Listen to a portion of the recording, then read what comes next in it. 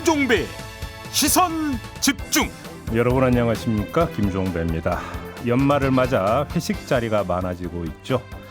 이런 가운데 최근 직장 내에서 회식을 이용한 갑질 때문에 스트레스를 받는 직장인들이 많다는 조사 결과가 나왔는데요. 우리나라의 회식 문화가 좀처럼 달라지지 않는 이유는 무엇인지 일부에서 짚어보고요.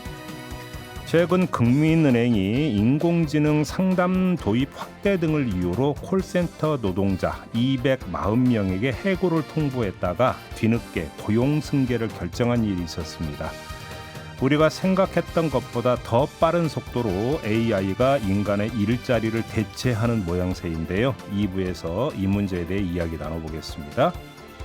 12월 23일 토요일 김종배의 시선집중, 광고 듣고 시작합니다.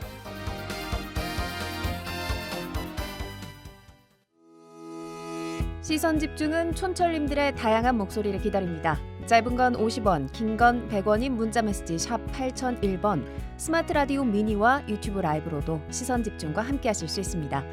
믿고 듣는 진품시사 김종배의 시선집중.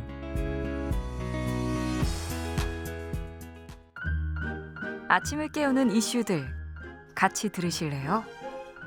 사람 냄새 나는 우리들의 이야기 토닥토담.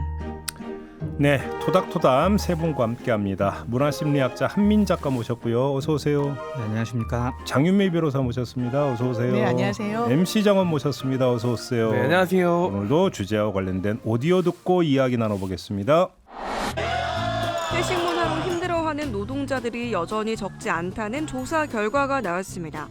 시민단체인 직장갑질 119가 올해 회식과 관련한 상담 48건을 분석한 결과에 따르면 62.5%는 회식 강요, 37.5%는 회식 배제였습니다.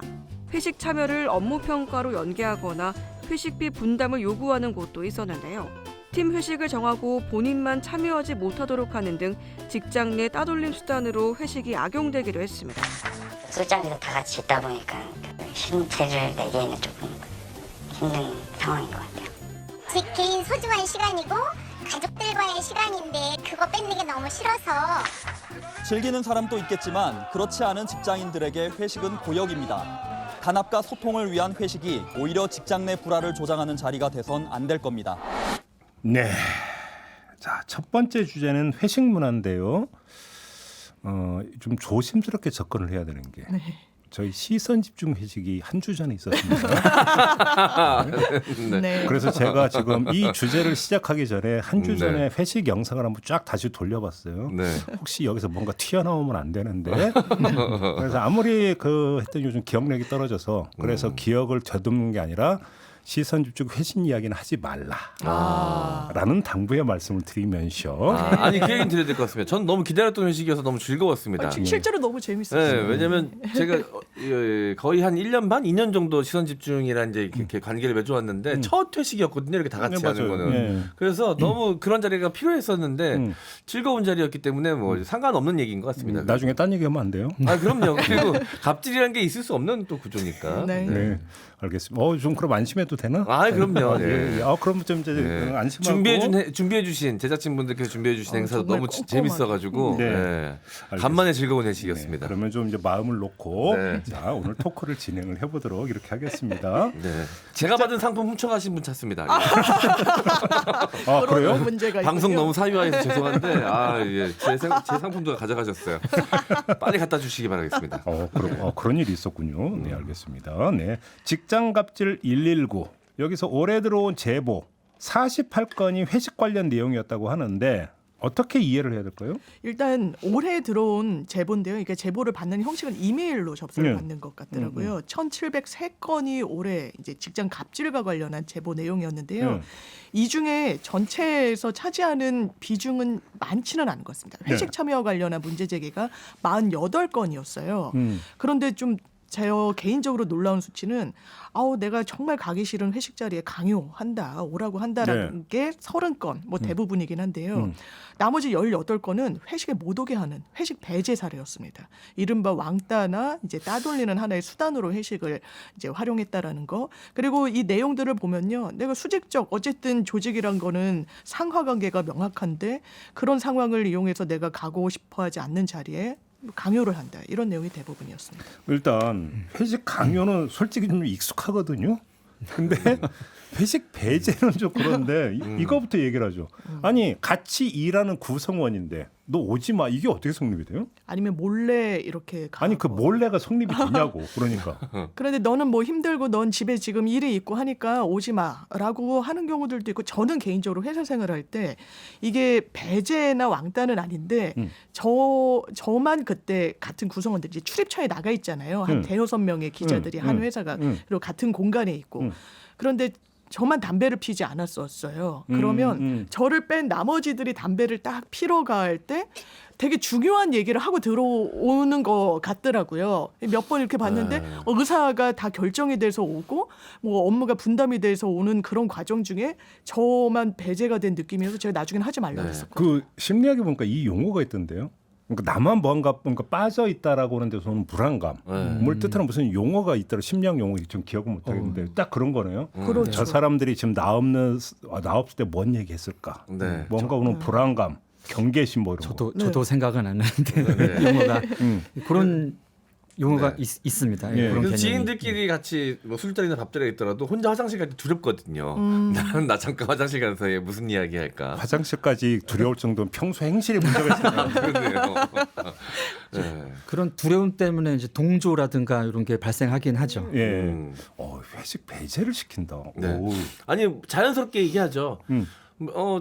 누구누구는 늘 회식 별로 안 좋아하니까 항상 뭐 집에 일 있으니까 우리 빼고 우리끼리 할게. 안 와도 돼, 뭐 이런 식으로 그런 식으로 얘기하지만 그게 사실은 이제 너 빼고 우리끼리 모이겠다라는 거를 은연중에 이야기하는 거니까 이제 그건 이제 배제에 가깝죠. 이제 소위 이제 평소에 찍힌 사람들한테 이제 그런 식의 따돌림이 가해지는 것 같은데 그러니까 회식이라든가 이제 전체의 분위기를 흐린다든지. 약간 그런 식의 평가를 받았던 사람들이 그런 따돌림의 대상이 되지 않나 생각. 조금 전에 이제 제가 우리 제작진이 또 금방 찾아냈네요. 포머라고 하는. 네네네. 예, 이런 맞습니다, 용어가 있다고 합니다. Fear of missing out의 약자. 이런 용어가 있다고 하더라고요. 네. 남만 빼고 니네가 뭐 하는 거야 지금? 그러니까 이제 그러면 이제 개슴츠레 뛰고 막 이런 거 있잖아요. 이런 게 있다고 하더라고요. 회식 강요는 되게 오래된 현상이잖아요. 그렇죠. 그렇습니다. 역사가 유구하죠. 어디다 대고 빠지려고 그래 그냥 이런. 네. 그죠? 그렇죠. 예. 네. 성인이 너무 리얼했나요? 예, 제가 과거로 이렇게 타임머신을 타고 돌아간 듯한 느낌을 받았습니다. 회식을 강요받던 평소 안 그래요. 왜 그러지? 평소 안 그래요. 대학원에도 이런 분위기가 있거든요. 예전에는 오히려 학계는 되게 봉건적이잖아 오히려. 예. 그죠? 그러니까 거의 지도 교수님이 생사 여탈권. 그렇지. 교수님이 비슷하게. 소집했는데 빠져. 네네. 어디다 대고 이렇게 되는 거잖아요. 그죠? 그런 분위기가 과거에는 굉장히 심했는데 요새는 상당히 덜해졌다고 들었습니다. 아 그래요? 네네. 빠져도 된대요? 아예 그 모임 자체가 없다고. 제가 볼 때는 코로나가 진짜로 많이 바꿔놓은 거예요. 네. 맞습니다. 네. 아까 이제 M장도 이제 오랜만에 회식했다고 이제 저희도 이제 하고 싶었는데 코로나 때문에 사실 못했던 거거든요. 그게 되게 컸던 것 같아요. 그러면서 단체로 뭔가 회식을 하는 문화가 코로나가 되게 큰 하나였던 변곡점이었던 것 같은데 그럼에도 불구하고 연말 송년회는 하더라 이거죠. 네. 이게. 그렇습니다. 그런데 문제는 회식 장소에서 벌어지는 게 더 이제 가장 큰 문제 아닙니까? 그렇습니다. 사실 저는 이제 회식을 정말 너무 많이 했었어요. 회사를 다닐 때. 그런데 왜 이렇게 회식이 필요하냐? 우리는 단합해야 되고 회식도 업무의 연장이고 이것도 일을 배우는 과정이야. 그러면 약간 도제식으로 제가 이제 기자 업무를 할 때 이거는 매뉴얼이 뭐 따로 있다고 보기도 어렵고 뭐 취재를 어떻게 잘해야 되는지 이런 이제 술자리에서 이야기 듣고 뭐 이런다라고 생각하는 것 같아요. 검찰도 회식 문화가 상당히 많다. 뭐 폭탄주라는 게 검찰 조직 내부에서부터 시작됐다. 뭐 이렇게까지 이야기를 하잖아요. 심지어 내가 원조다라고 이야기하는 분도 계시고요. 검찰에. 그런데 그 도제식으로 업무를 배우는 거를 이조의 하나의 명목으로 회식을 좀 강요해서 저는 그래서 제 동기가 너무 많은 이 술자리가 힘들어서 회사를 그만두기도 했었거든요. 그런 걸 보면 정말 그럼 내가 이 술자리에서 유의미한 업무를 배웠는가? 아, 정말 도움이 됐는가? 일을 처리하는 데 있어서 그건 좀 그렇지 않고 오히려 그 과정 중에서 이 술자리 내부에서 문제가 생겨가지고 더 사단나고 이런 경우들을 많이 본 것 같거든요. 그러니까 얼마 전에도 뉴스가 하나 나왔잖아요. 뭐 검찰청 그 부서 회식이 있었는데 부장 검사가 뭐 너 애 돌달린 유부녀가 좋냐 뭐 이런 식으로 뭐 폭언을 해가지고 감찰 들어갔다. 네. 이것도 다 회식 자리에서 이제 그렇죠. 발생한 거 아닙니까? 아무래도 이제 회식에서 술을 먹게 되는데 예. 술이 그 억제 작용을 합니다. 이성의 작용을 억제하기 때문에 그러니까 평소에 많이 못한 억제하죠. 평소에 이제 뭐 서운한 게 있으면 해소하고 뭐 더 정을 쌓고 이런 것도 가능하지만 평소에는 이제 이성으로 붙잡고 있었던 이런 이제 인신모독적인 발언이라든가 이런 게 이제 나오는 거죠. 그러니까 회식에서 풀자고 하면서 뭐 이제 야자 타임하고 공기 타임 하다가 이제 술잔 날아가고 뭐 난리나죠. 네. 술 뿌리고 이런 거 아니겠어요? 참. 근데 이 또 조사를 보니까 직장갑질 119 설문조사 결과 직장인 가운데 50대 남성 관리자급이 조직을 위해 회식과 음주가 필요하다라는 경향이 강했다. 이걸 어떻게 이해를 해야 되는 겁니까? 일단 이제 50대 이상 관리자분들은 그런 문화에 워낙에 익숙해진 분들이 많기 때문에 그렇죠. 지금 이제 시대의 변화라든가 이제 최근 직원들의 그 욕구를 제대로 파악을 못 하시는 거라고 생각이 되고요. 또 이제 그분들은 이런 회식을 통해서 본인들이 얻은 게 진짜 실제적으로 많다고 생각을 하실 거예요. 뭐 사실 그 술자리에서 이제 한 잔 들어간 다음에 이제 진짜 평소에 못하는 얘기를 오가면서 그런 뭐 정보의 질이라든가 관계의 질이 상승하는 경우도 없지 않고요. 그런 부분 때문에 이제 계속해서 이어져야 된다고 생각을 하시는 것 같습니다. 이 얘기를 해야 되나 말아야 되나. 그러니까 이제 저도 50대로서 50대가 이제 그 고등학교를 졸업하고 이제 성인이 된 후에 이제 그 음주 문화라고 하는 게 중국집에서 짬뽕 국물 시켜놓고 양쪽으로 도열해서 앉아가지고 선배님이 중앙에 탁 좌정을 하셔가지고 영화 바람 같은데 나오는 이게 이제 고등학교 동문회도 그렇고 뭐 과 신입생 환영회도 그렇고. 이런 문화에 이제 뭔가 시작을 했던 이 50대를 너무 일반화하면 안 돼. 여기에 너무 익숙해져서 그런 걸까요? 그런 것 같아요. 그러니까 딱 술을 마시면서 허심탄회하게 좀 내려놓고 이야기하고 그렇지만 문화 자체는 딱 선배 밑에 도열해가지고 마시고 이렇게 저도 회사 생활을 했었던 것 같거든요. 네. 근데 이제 저 대학 때는 다들 돈이 없어서 탕수육을 되게 작은 걸 시켜놓고 그 탕수육 소스에 밥을 비벼 먹었던 생각이 갑자기 나네요. 탕수육이 동족이 있으면 대단한 건가요? 네. 괜찮았는데요. 네, 밥을 비벼 먹었습니다. 그 단합이라는 개념에 대해서 뭐 각자 다를 수 있지만 이 상급자가 될수록 그렇게 다 같이 하나가 돼서 움직이는 모습이 곧 단합이라는 생각을 갖고 계신 분들이 좀 계신 것 같아요. 네, 바로 그게 핵심이죠. 네. 그래서 최상급자가 어떤 생각을 갖고 있느냐에 따라서 회식 문화가 좀 많이 달라지는 것 같은데 요즘 이제 코로나를 지나면서 이제 사회적 인식이 많이 바뀌면서 나아지긴 했는데 그 여기서 요즘 회식의 형태를 보면 저도 이제 대표로 회사의 대표를 일하고 있다 보니까 회식하고 싶을 때 보니까 제 느낌은 상급자일수록 외롭습니다. 오히려. 예. 맞습니다. 혹시 이게 회식 배제 대상이 되는 거예요? 오히려 제가 배제된다고 평상시에 느낄 때가 많거든요. 오히려 대표가 그렇잖아요. 평사원보다 대리 숫자가 적고 대리보다 과장의 숫자가 적고 과장보다 부장의 숫자가 적고 뭐 올라가다 보면 대표는 한 명밖에 없고 그러다 보니까 본인들은 되게 외롭고 소통이 잘 안 된다라고 느껴서 회식을 통해서 소통한다고 생각하는데 그들 동급자끼리 안에서는 다 서로 활발한 교류가 이루어지고 있고 근데 이제 외로운 상급자 입장에서는 이게 소통이 뭔가 부족하다는 느낌을 항상 받게 되고 본인이 본인의 권력 내지는 뭐 어떤 이 대화의 장을 열는 방식은 회식밖에 없는 거죠, 사실. 상급자 입장에서. 그러니까 결국은 단합이라고 하는 그 개념 자체가 상급자 위주의 네. 그런 어떤 개념이다. 그쵸. 중요한 지적을 해주셨네. 네. 오. 제가 대표돼 보니까 그렇더라고요. 그러니까 이 단합이라고 하는 건 결국은 일렬 종대를 뜻한다. 네. 이렇게 얘기가 되는 거네요. 그리고 이제 워낙 요즘 이제 사회상이 바뀌면서 직업은 직업이고 나의 삶은 나의 삶이다 이렇게 분류화 작업이 빠르게 이루어지고 맞아요. 있잖아요. 맞아요. 그러니까 상급자가 자신의 권력 확인할 시간이 별로 없습니다. 아까 얘기했던 심령 포모라고 하는 게 사실은 상급자가 아마 더 많이 느낄 거요. 네. 내가 예를 들어서 과장인데 나 빼고 네. 평직원들이 자기들끼리 가서 점심을 먹는다. 네. 뭐 또 내 뒷담화 하나. 뭐 이런 어떤 불안감. 그렇죠. 누구나 느끼는 겁니다. 이거는 사실 권력 구조가 있고 계급 차이가 존재하면 내가 지금 어떤 위치에 있는지가 중요하지 않습니다. 나보다 높은 사람은 있을 수밖에 없거든요. 예. 대기업 총수들도 지금 회식 갑질로 고생한다는 썰이 있을 정도인데 떡볶이 갑질. 네. 이게 누구도 자유로울 수 없거든요. 나보다 상급자가 있으면 예. 네. 권력 구조가 있으면 계급 차이가 있으면 어디서든 존재할 수 있습니다. 누구도 자유로울 수 없거든요. 제가 여기서 하나 그러면 그 돌발 질문 하나 드리면 꼭 왜 회식은 술과 함께 해야 되는 겁니까? 그게 이제 아까 제가 말씀드렸던 이제 알코올이 억제제라는 이유 때문인데요. 네. 그러니까 이 포멀한 상황에서는 아무래도 계급도 있고 직위도 있고 나이도 있고 하기 때문에 얘기가 자연스럽게 솔직해지지 않는다. 못 나옵니다. 근데 이제 또 한국 문화에서 의사소통은 솔직함이 들어가야 되거든요. 네. 좀 가리는 게 없어야 되고 예. 마음에 있는 얘기는 또 터놔야 되고 예. 이걸 도와주는 게 술인 거죠. 그러니까 회식과 술은 세트입니까? 그냥 한 세트네요. 네, 세트라고 일렬 봐요. 종대와 술. 왜냐하면 저희가 그런 농담하거든요. 법원 앞에 서초동에 이제 많은 법조인들이 왔다 갔다 하잖아요. 근데 법원에서 회식하러 나온 이 재판부는 알 수가 있다는 거예요. 육안으로.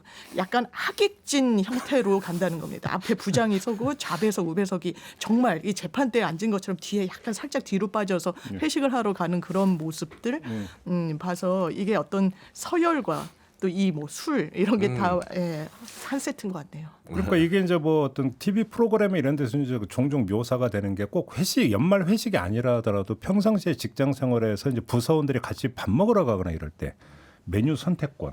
네. 그죠? 저 마음대로 시켜 나는 짬뽕 뭐 이런 거. 그죠? 고전적인. 결국 여기서부터 이제 모든 것들이 결국은 상급자 위주로 일렬 종대의 회식 문화라는 게 문제다. 이렇게 정리하면 되는 걸까요? 그렇죠. 그런 부분이 있죠. 예, 그래서 이제 그 아래 직위에 있는 사람들의 선택권이 없어지는 게 문제의 본질인 것 같습니다. 그래요. 그러면 어떻게 해야 되는 겁니까? 회식 문화라는 걸 없애야 되는 겁니까? 어떻게 해야 된다고 생각하십니까? 우리 사장님 어떻게 생각하십니까? 네, 저는 그래서 제가 먼저 회식하자는 얘기는 절대 안 하고요. 오. 아래에서 위로 올라오는 회식 이야기가 있을 경우에만 합니다. 직원들이 그냥 그 대표님 됐고요. 카드만 주세요. 이런 얘기 못 들어보셨어요? 그런 얘기를 대놓고 저한테까지는 안 했는데 뒤에서 하는지는 모르겠지만 그래서 저는 이제 1차만 하면 이제 이 카드를 주고 가거든요. 그랬더니 왜 가셨냐고 너 어저께 재밌었는데 왜 가셨냐고 저희는 규모가 작은 회사니까 이제 그럴 수 있겠지만 규모가 좀 큰 회사에서는 일부러 상급자들이 1차만 하고 좀 빠지는 경우도 있고 그렇죠. 이제 그런데 사실 이제 뭐 너무 교과서적인 얘기겠지만 회식이라고 하는 것들이 갖는 명분이 인간적 유대를 쌓자 뭐 이런 거잖아요.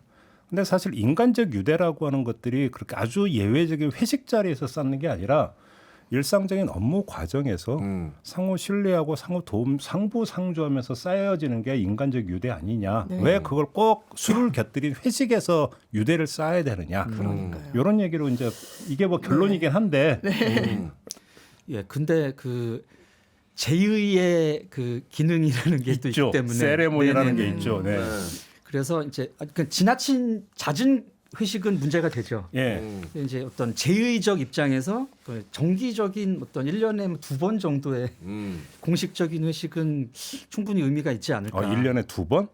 한 번은 연말이고 한 번은 연말, 한 번은 이제 중간에 뭐 추석이랄지 아니면 추석 때 무슨 민족 명절에 한 번씩 추석 전에 아니면 휴가 시작하기 전에 뭐 이런 느낌의 그러니까 우리나라 사회적으로 아직까지도 좀 남아 있는 문화 중에 하나가 술에 많이 의존하는 부분이 좀 있는 것 같아요. 그렇죠. 네. 술에 의존해서 술에 취했을 때 나오는 모습, 아무래도 좀 업되는 사람들이 많잖아요. 그건 이제 술에 의존해서 분위기가 좀 좋은 듯 보여지는 건데 그게 진짜 분위기가 좋아진 것이라고 이제 오역하시는 분들도 계시고, 그렇죠. 술을 잘 먹는 것이 곧 사회적 능력이라고 여겨지는 분위기도 아직 좀 남아 있는 네, 것 같고요. 그렇죠. 회사에서 이렇게 풀어진 모습을 볼 기회가 없다 보니까 술을 강제적으로 먹게 되면 아무래도 좀 평소 같지 않은 모습들이 보여지게 되는데 네.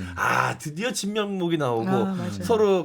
서로 사이에 벽을 허물고 우리가 좀 더 진짜 모습을 보이는 하나 되는 자리가 되었구나. 이렇게 인식을 하는데 그렇지 않거든요. 다음 날 가장 많은 뒷담화가 이루어지는 날이 회식 다음 날입니다.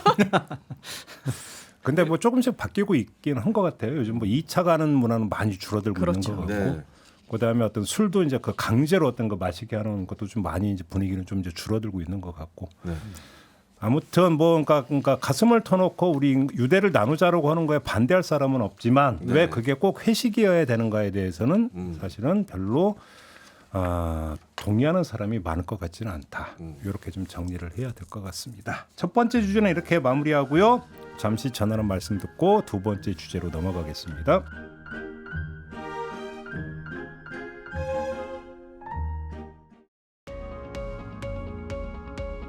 세상을 바로 보는 또렷하고 날카로운 시선, 믿고 듣는 진품 시사, 김종배의 시선 집중.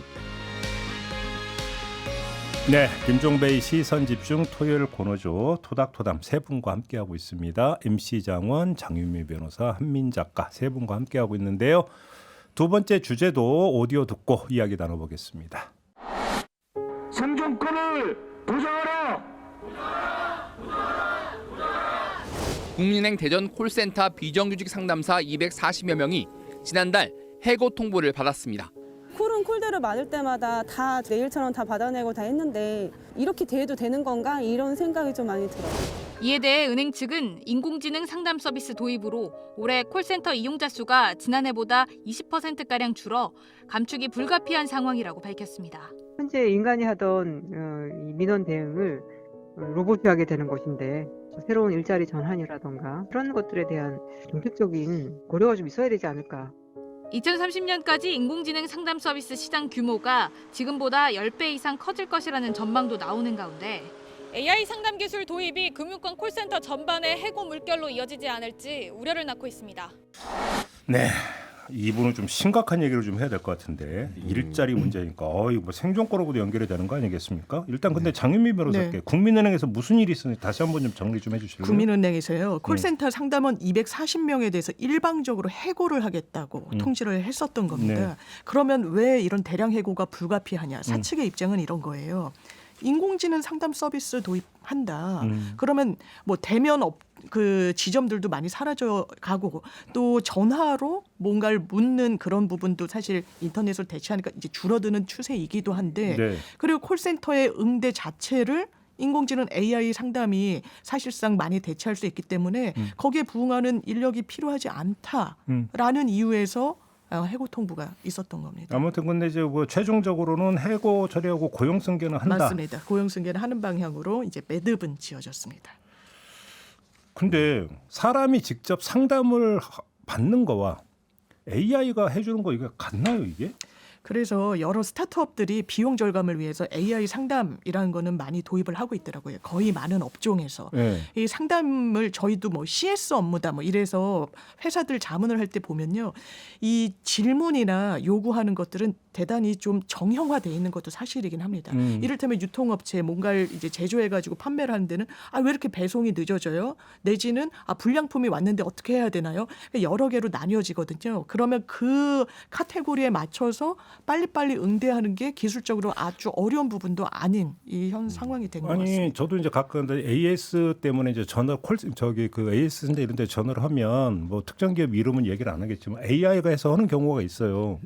그래서 이제 근데 선택권을 아직은 주던데 할까요? 아니면 상담원 연결할까요? 근데 저는 항상 그러면 상담을 연결하거든요. 왜냐하면 거기다 대고 제가 이야기하는 것도 좀 뭔가 그렇고 답변 듣는 것도 좀 뭔가 좀 개운치가 않고 그래서 그런데 지금 추세는 지금 이렇게 가고 있다는 거잖아요. 그렇죠. 언젠가는 선택권도 이제 없는 거죠. AI가 다 무조건 그냥 대체를 하도록 하는 방향으로 좀 상담원 연결을 원하시면 0번을 눌러주세요. 이게 이제 없어진다는 이게 거죠. 없어진다는 거죠.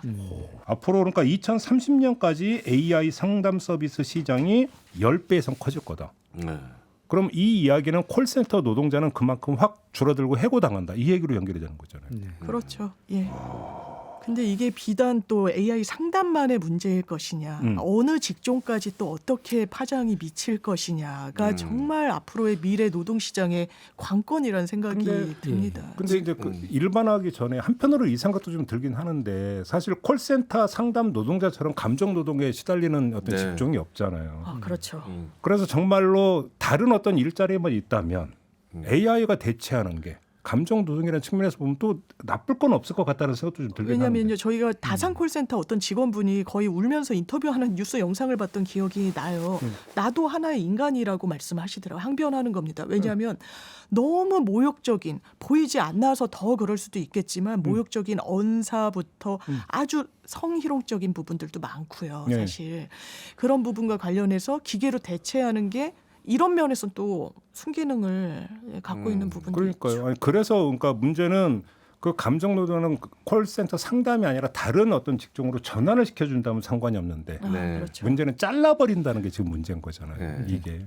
보통 이 콜센터 직원분들이 대부분 외주 업체를 통해서 들어오신 분들이 많고 외주 업체와의 계약만 종료되거나 해지시키면 그분들 일자리는 그냥 뭐 아무런 과정 없이 절차 없이 그냥 바로 해고가 되는 거거든요. 그래서 굉장히 열악한 노동 환경 속에 원래 있던 분이었는데 비정규직이기 때문에 훨씬 더 해고하기 편하니까 맞아요. 가장 먼저 AI의 타격을 받는 직종이 된 것 같습니다. 그 부분도 굉장히 슬픈 부분인 거죠. 근데 이게 문제는 콜센터로 국한되는 얘기가 아니라는 게 지금. 네, 이제는 은행원들도 사실 위험합니다. 많은 은행들이 지금 상담 창구에 앉아 있는 직원들도 AI로 조금씩 대체하고 있는 분위기거든요. 네. 그래서 이제 은행원들도 이직을 해야 되나?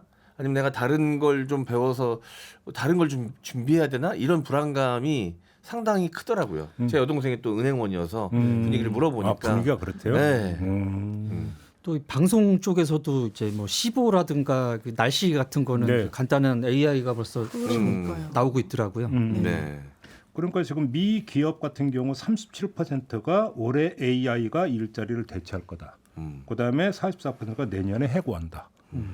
이러면 이건 보통 심각한 문제가 아닌 거잖아요. 네. 그렇죠. 뭐 단순 반복적인 뭐 기계로 대체할 수 있는 일뿐만 아니라 사실 뭐 판사니 회계사니 변호사니 이런 어쨌든 기존의 고소득 직종이라는 것도 또 지금 짚어주신 대로 방송의 영역도 기계로 대체가 되어가고 있다 이 생각이 듭니다. 제가 얼마 전에 이제 그 가족하고 이제 식당을 갔는데 요즘은 식당 보면은 로봇가 이렇게 저기 날라주는 게 많잖아요.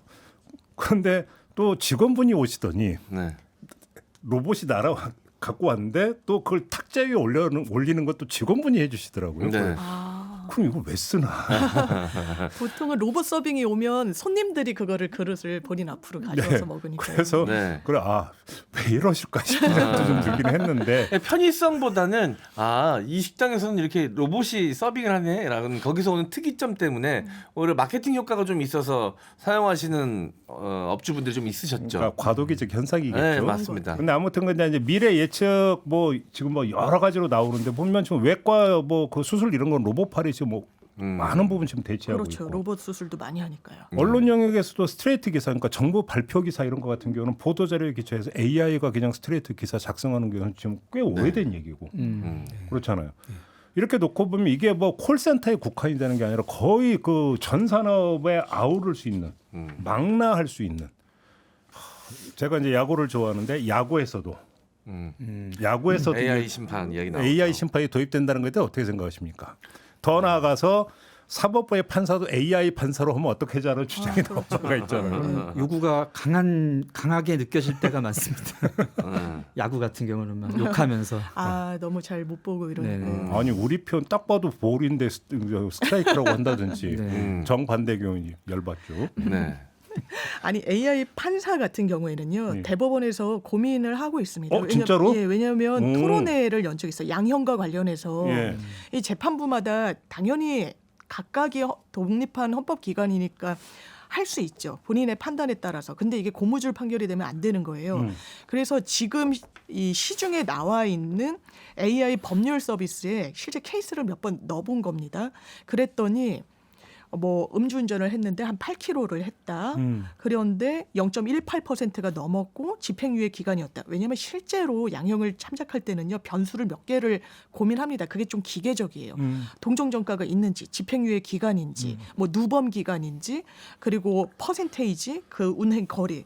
실제로 이 해당 피고인 같은 경우에는 징역 10개월을 받았다라고 하는데 AI의 산출 결과와 일치했다라는 이제 언론 보도가 있어요. 이제 그런 문제의식 바탕에서 AI를 어떻게 활용할 것인가에 대한 법원의 토론회가 한번 있었고요. 예. 그러면 이게 당연하지만 지금으로서 이제 보조 수단으로서는 유의미하다라는 결론인 것 같습니다. 그럼 그 쉽게 얘기를 하면 이제 유무죄를 다투는 그게 쟁점이 되는 것도 아니고 어떤 잡범에 어떤 그 해당이 되는데 유죄인 건 인정이 되고 양형이 이제 문제가 되는 경우 이런 경우에는 우선 도입도 가능하다는 얘기죠. 1차적으로는 양형이 그럴 거고요. 근데 제가 법원에서 실무 수습을 할 때 이제 막내 판사님이 그 제가 배당됐던 그 판사님이 이렇게 이야기했어요. 반농담조이긴 하지만 시보님 판결문 쓰는 거 어렵지 않아요. 검색 잘하면 돼요라고 했어요. 그때는 AI 이슈가 없었을 때였거든요. 왜냐하면 법원에서는 너무 많은 판결이 축적이 돼 있습니다. 하급식 판결 외부에 공개되지 않는 것도 대단히 많고요. 판례는 마찬가지고요. 그리고 법관들은 그게 대단히 용이하게 접근이 되고요. 그러면 얼추 내가 지금 내 앞에 떨어진 케이스와 유사한 거는 검색을 잘하면 키워드를 잘 넣으면 알 수가 있다는 거예요. 그러면 판결문에 복붙이 상당히 많다? 복붙도 없지는 않다라는 게 법원에 계신 분들의 그러면 챗 GPT가 가장 많이 애용될 곳 가운데 한 곳이 혹시 그 법원이 될 수도 있다? 수 있다고 생각합니다. 야, 이거 어떻게 봐야 되는 거예요, 이거? 네. 근데 이제 시대가 발전하면서 산업 구조가 변화하고 산업 구조가 바뀜에 따라 어쩔 수 없이 노동 현장도 변화하는 건 늘 있어 왔었던 이 모습이지 않습니까? 그런데 이제 이 AI로 인한 이 노동 현장의 변화는 너무 빨라요. 급속도로 이루어지고 있고 그러다 보니까 인간이 대처하기가 좀 당황스럽고 AI라는 존재 자체가 너무 두려운 존재인 거죠. 이 발전 속도가 어마어마하니까 학습 속도가 그러니까 하루가 다르게 지금 이 순간에도 AI는 발전하고 있지 않습니까? 그래서 그런 거에 대한 두려움이 더 큰 것 같은데 저는 뭐 제 개인적인 생각은 AI가 이렇게 무한 확장할 것인가에 대해서는 저는 좀 부정적입니다. 왜요? 이 AI를 만든 것도 인간이고 AI를 이용하는 것도 전 인간이기 때문에 인간이 갖고 있는 아주 본질적인 본능을 거스를 수는 없다라고 생각하거든요. 인간은 기본적으로 좀 배타성을 갖고 있고 인간 안에서도 서로 배타성이 있는데 인간 아닌 것에 대한 배타성은 반드시 존재할 수밖에 없고 뭐 상담직이나 이런 것들도 지금은 기업들이 당연히 돈이 덜 들기 때문에 순간적인 매력을 느낄 수 있지만 결국 소비자들은 느끼게 될 겁니다.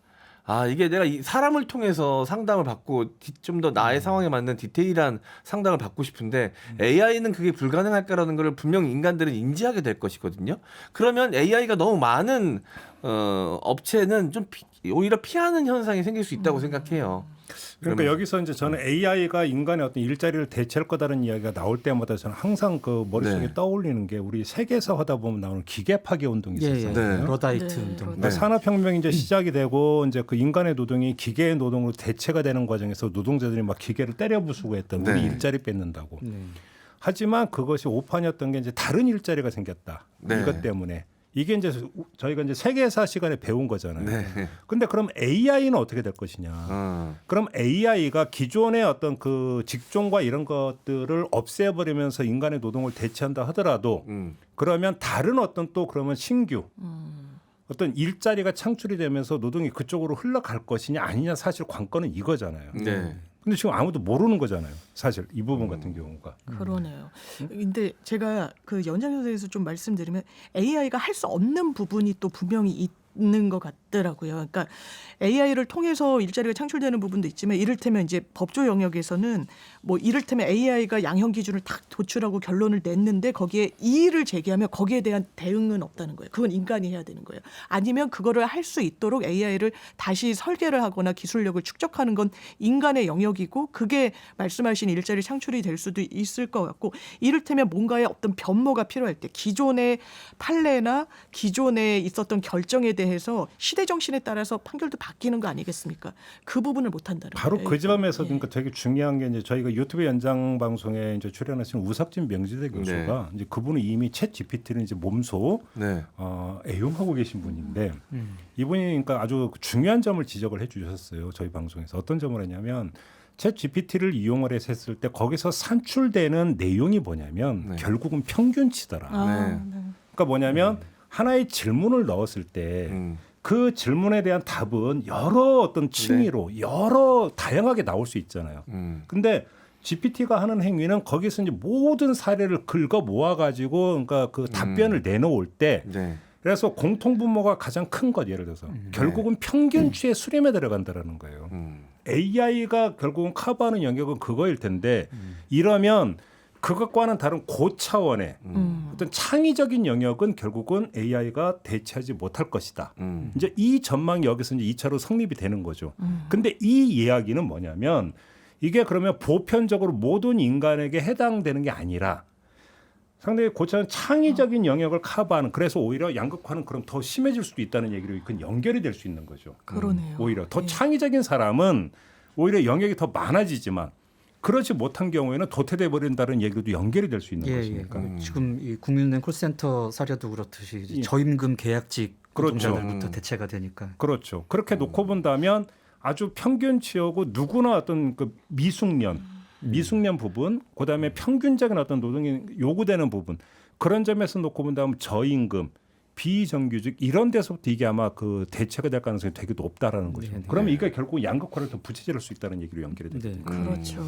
그래서 제가 이 AI 관련된 AI와 이 직업의 상관관계에 관련된 이 강연 찾아보다가 유발 하라리 작가가 쓴 교수가 했던 강연 일부가 좀 발췌됐던 영상을 찾아서 보게 됐는데 보통 이제 아까 얘기한 것처럼 좀 저임금에 이 노동자들이 이 AI로 인해서 대체될 가능성이 높다라고들 많이 생각하시는데 유발 하라리 의견은 또 그렇지 않더라고요. 이게 좀 더 직관을 필요로 하는 직업들이 오래 살아남을 가능성이 있다. 이게 반드시 고위직이고 고임금 노동자라고 해서 안전하지 않다라고 얘기하는 게 예를 들어서 이제 간호사하고 의사가 있으면 의사가 좀 더 고임금이잖아요. 좀 더 고위직으로 인식되고 근데 의사가 AI에 의해서 대체될 가능성이 훨씬 높고 간호사가 오래 살아남을 가능성이 훨씬 높다라고 이야기하더라고요. 그 이유는 간호사는 직접 환자들을 만나서 우는 아이를 달래가며 주사를 놔야 하고 아픈 사람들을 달래주고 상담을 해줘서 의사를 만나기 직전까지 케어를 해줘야 하고 이런 것들을 AI가 대체할 수 없다. 하지만 의사는 그 환자의 케이스를 보고 진단을 내리고 처방을 내리면 되는데 이게 오히려 더 AI가 대체하기가 쉽다라는 이야기를 하면서 또 고임금이라고 해서 무조건 안전한 건 사실은 아니다라는 이야기도 하더라고요. 그 말씀을 듣다 보니까 정서적인 측면을 AI가 대체할 수 없겠구나. 이런 생각이 또 드네요. 예, 맞습니다. 분명히 이제 그런 부분에서 이렇게 유발 하라리처럼 이제 진단하시는 분도 계신데 문제는 이제 그런 결정을 내려야 될 분들이 지금 예로 나왔던 의사 선생님이라든가 한 검사 분들이라는 거죠. 이제 AI로 대체될 가능성이 크지만 어떤 권력이라든지 의사 결정권을 훨씬 더 갖고 있다. 그분들에게 있기 때문에 구조를 그런 식으로 바꾸지 않을 것 같은 어떤 사람이 또. 자조적인 농담으로 이런 얘기를 했어요. AI 시대와 로봇 시대에 가장 유망한 직종이 새로 생길 것이다. 그게 뭔지 아십니까? 로봇 수리공이다. 수리가 필요하겠네요. 라고 하는 이건 먼저 그 농담이지만 꼭 농담만은 아닌 이런 건데 아까 제가 이제 기계 파괴 운동과 그 이제 기계가 어떤 인간의 노동을 대체할 때 이번 AI 대체가 과연 같을 것인가 아닌가 부분을 보는 게 예를 들어서 마차가 일반적으로 운행이 되다가 증기기관이 그러니까 그 발명이 되고 자동차가 등장을 하면서 마부라고 하는 직업이 없어졌지만 대신 그들을 흡수했던 다른 영역이 생겼다는 거죠. 운전이라고 하는. 근데 자 그러면 지금 자율주행차가 지금 나오는데 그러면 자율주행차가 일반화돼서 그러면 기사분들의 이제 결국은 이제 쫓겨나게 될 텐데 그러면 이 기사분들이 연관되지만 새로운 직종으로 유입이 될 수 있느냐? 다른 게 창출이 될 수 있겠느냐? 이 부분에서 지금 물음표인 거잖아요. 이것이 지금 답이 보이지 않는다라고 하는 것이 가장 이제 근본적인 문제 이런 거 아니냐 싶은 거고 저희가 아까 이제 콜센터 이제 그 상담 직원들 경우를 얘기했던 게 어찌 보면 본격적으로 나타나는 것은 이제 서막이기 때문에 이제 그런 이야기를 했던 것이 아닌가. 근데 이거에 대해서 누구도 지금 뭐 답을 내리지는 못하죠. 뭐 미래학자 이런 사람들이 보면은 앞으로 이제 사라질 직업 뭐 이런 것들을 뽑기는 하더라고요. 근데 그래서 그러면 어떻게 해야 되는데라고 하는 대안 부분에 있어서는 물음표, 없죠. 비어 있는 것 이게 지금 가장 핵심적인 문제인 거죠. 그런 점에서 각자 개인의 예측만이 있지 뭐 어떤 예측이 맞을 것이다라고 섣불리 얘기할 수 없죠. 그러면 AI 때문에 그 쫓겨나는 노동자들을 유입할 수 있는 새로운 직종이 뭘까를 AI한테 물어보면 답을 줄까요? 오, 소름. 근데 이제 모든 측면에서 지금 인간이 AI보다 낫다라고 생각되는 거는 이제 아까 잠깐 이야기 나왔던 직관 능력이거든요. 순간적으로 판단해서 인간을 대응할 때 사실 뭐 이렇게 여러 가지 데이터를 종합해서 판단 내는 것보다 직관이 더 유효할 때들이 많잖아요. 이런 직관 능력은 AI가 아직 인간을 따라오지 못하는데 이것마저도 어느 순간은 AI가 학습을 통해서 인간보다 빠른 직관 능력을 갖게 될 거라고 그게 생각합니다. 아까 제가 했던 창의적인 영역이라는 게 어떤 뭐 창작을 한다는 게 아니라 남들이 다 아라고 얘기할 때 나만 어라고 이야기할 수 있는 부분들. 그러니까 그 삐딱선. 그러니까 그 왜냐하면 대부분이 그 평균치의 어떤 보편적 주장과 이론과 학설과 생각을 따라갈 때 아니요라고 할 수 있고 다른 의견을 제시해 들어갈 수 있는 창의성. 이제 그 얘기를 하는 거였거든요. 그게 이제 지금 예를 들어서 M장이 얘기했던 사실 직관의 영역이라는 것도 연결이 되는 거죠. 이 부분들 같은 경우가. 근데 이게 일자리하고 매치를 시키면 일자리의 대안으로서는 너무나 한계가 뚜렷하다라는 거예요. 한계 뚜렷하죠. 몇 명이나 그러면 거기에 포섭이 되는 거예요. 그러니까요. 이게. 그런 점에서 결국은 일자리에 대한 어떤 해답이 될 수는 없다라는 것이죠. 그렇죠. 이야기를 하다 보니까 답이 안 나오네요. 답이 안 나. 저는 근데 그냥 진짜 개인적인 바람이지만 결국 자본시장의 구조가 어쩔 수 없이 돈에 의해서 움직이고 AI나 로봇을 개발하는 거 사용하는 것도 결국 인간이고 돈을 움직이는 것도 인간이지 않습니까? 근데 이게 일자리가 계속 사라지고 노동을 하지 못하면 소비자들이 소비를 하고 싶어도 쓸 수 있는 돈이 없습니다. 그렇다면 결국 기업가들도 타격을 입을 수밖에 없거든요. 그렇죠. 돈의 흐름 구조상 그래서 AI가 모든 직업들을 다 대체해서 누구도 돈을 벌 수 없고 노동이 사라진 세상이 되면 기업가들은 돈을 벌 수 있을까요? 아주 먼 이야기이긴 하겠지만 저는 그래서 AI에게도 분명 한계는 존재할 것이다. 라는 생각을 갖고 있습니다. 근데 과도기적인 문제점들은 계속해서 튀어나오겠죠. 근데 하여간 아무리 가더라도 터미네이터에 등장하는 스카이넷 같은 건 나오면 안 됩니다. 인간과 기계의 세계 대전이 벌어지는 상황. 요즘에도 이제 컴퓨터한테 잘하고 있습니다. 농담이에요. 근데 지금 저는 M장이 그러니까 사실은 결론을 말씀해 주셨다고 치는 게 기계가 문제가 아니라 결국은 어떤 생산 과정에서 사람들의 관계가 어떻게 조정되느냐의 문제. 이게 핵심이다. 그래서 사회적 자원이 어떻게 배분되느냐의 문제다. AI 시대도 결국은 똑같다. 과제는 거기에 있는 것이다. 뭐 그러니까 AI를 통해서 생산이 많아져 가지고 사회적 만약에 재화가 많이 생산이 돼 가지고 한다면 문제는 그것을 어떻게 분배할 것인가라고 하는 문제가 사실은 정치의 영역이고 사회의 영역인데 이것이 잘 된다면 일자리가 어떻게 되느냐의 부분을 어느 정도는 커버해 줄 수 있는 것 아니냐. 요 얘기로도 연결이 될 수 있는 거니까. 저는 그래서 빠르게 변화해야 될 게 오히려 교육 현장이라는 생각이 좀 들거든요. 지금의 교육 현장은 과거의 직업관, 결국 이제 교육이라는 게 내가 사회에서 어떤 식으로 이제 직업을 갖고 사회 활동을 할 것인가에 대해서 결정하고 준비하는 과정이 이제 교육일 텐데 너무 과거 직업관에 얽매여 있어. 특히 우리나라는 좀 더 심각한 것 같은데. 맞아요. 초등학교 6년, 중학교 3년, 고등학교 3년 총 12년을 통해서 인간이 지금 우리나라 학생들이 배우는 것들은요. AI가 1, 2초 만에 해결할 수 있는 것들입니다. 맞아요. 그러니까 변호사 직업도 위태롭다고 하던데요. 위태롭죠, 실제로. 그러니까 인간만이 가질 수 있는 아까도 계속해서 이야기 나오는 인간만의 고유한 특성들, 창의성들, 개인의 이런 개개인만의 개성 이런 것들이 좀 더 중요시되는 세상이고 그런 것들이 매력이 되고 그런 것이 나의 노동자로서의 이점이 될 수 있는 세상인데 자꾸 그런 걸 깎아내리는 교육을 하고 있으니까. 그러니까 10년 뒤에 세상이 어떻게 바뀔지를 모르는 상태에서 지금을 기준으로 놓아서 유망 직종을 백날 이야기하고 파봤자 10년 뒤가 되면은 아무 쓸모없는 것이 될 수도 있다. 뭐 이런 이야기로 연결이 되겠죠. 알겠습니다. 오늘 이야기는 이렇게 좀 마무리를 해야 될 것 같네요. 세 분 말씀 잘 들었습니다. 고맙습니다. 감사합니다. 감사합니다. 김종배의 시선집중 오늘 준비한 이야기는 여기까지고요. 저는 내일 아침에 다시 인사드리겠습니다. 고맙습니다.